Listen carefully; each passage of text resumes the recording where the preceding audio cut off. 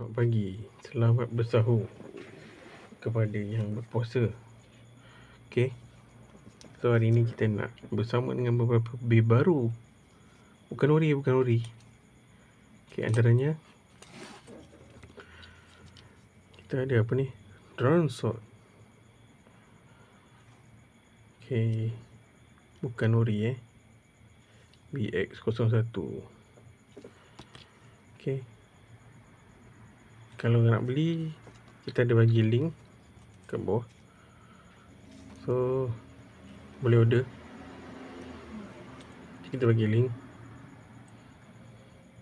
kedai Oren terbalik.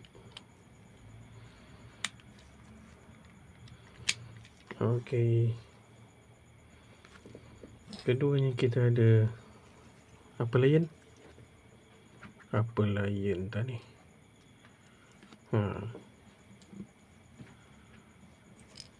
apa layan tak ingat nama dia. So korang boleh komen apakah layan itu. Okay, oh ni macam Droneshot juga ke? Tak sama. Okay, semua satu kedai ni kita beli ni.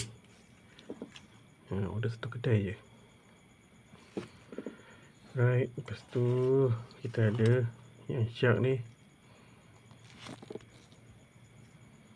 Lawan shark dia ni puas ni, dapat besi dia banyak. Bahagian besi dia banyak. Tengok ni, dia BX14. Boleh baca dia punya nombor body, BX14-3. Okay, siapa guna ni? Maiden Maiden guna. Alright, kemudian kita ada Beyblade. Ni pelik sikit, dia tak boleh pusing kata dia. Dan dia bukan BX tau, tapi UX. Means dia ni unik ke apa? UX ni maksudnya unik Unique Bay Okay, dengan clear purple dia tu. Lawa.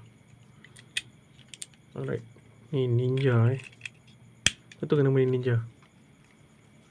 Okay, nampak. Comel dia. Dan dia punya tip dia besi Tengok,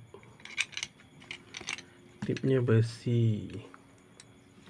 Dan bir terakhir kita, bir yang agak unik, Droneshot daripada siri Rakuten Shoot betulkan kalau salah. Droneshot kan warna biru kan, tapi ni dia special, dia warna gold, dia warna yellow. So ni clear kan. So dia bagi tip yang ni macam Droneshot lah. Okay, dia punya ratchet ni, right,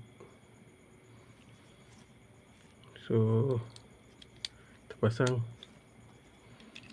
Itu dia, Droneshot S. So ini 5 bir baru kita daripada siri Beyblade X. Alright, orang boleh koleksi macam mana?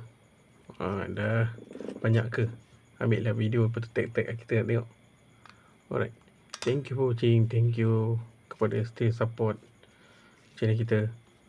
Alright, terima kasih. Selamat pagi dan selamat berpuasa. Assalamualaikum, bye bye.